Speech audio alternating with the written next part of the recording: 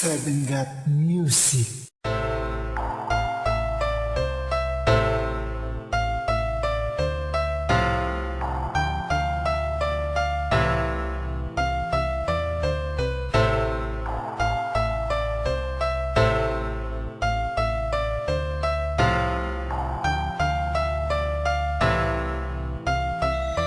Pilipinas ang bansa at Pinoy ating dugo. Iisa ang ating lahi, bakit di magkasundo? Kailan ba mahihinto ang paggamit ng dahas? Kung kailan huli na at watak na ang Pilipinas. Pilipinas ang bansa at Pinoy ating dugo. Iisa ang ating lahi, bakit di magkasundo? Kailan ba mahihinto ang paggamit ng dahas? Kung kailan huli na at watak na ang Pilipinas. Mga batang biktima ng kanilang mga armas. Sa pakikipagtikmaan, kailangan ba ng dahas? Kailan ba mahihinto ang putukan sa Pinas? Kung dugo mo dumadanak sa sariling lupaan, ano ba ang dahilan? Bakit ba naging ganyan? Ang sistema nating bayan di ko na magustuhan. Sari-saring kaguluhan lagi ang nagaganap. Iba't iba ang nababasa sa mga pahayagan. Dahil sa mga patayan na walang katapusan, kailan ba matatamo ang pagbabago sa ating bayan? Kaya mga paslit batid nila ang kaguluhan. Sa murang ang edad sila'y nakikipagsabayan, pagkat ramdam na nila problema sa ating sinilangan. Ilang pang kababayan na handusay sa daanan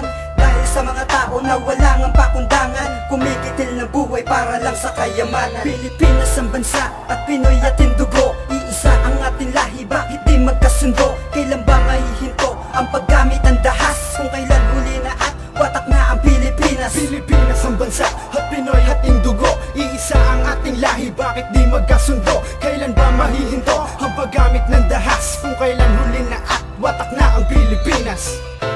Pilipino laban sa kapwa Pilipino, Muslim laban sa Kristiyano, rebelde laban sa gobyerno. Sa digmaang ito, lahat tayo ay tayo. Kaya mo, isa ako sa mga batang nagtaka.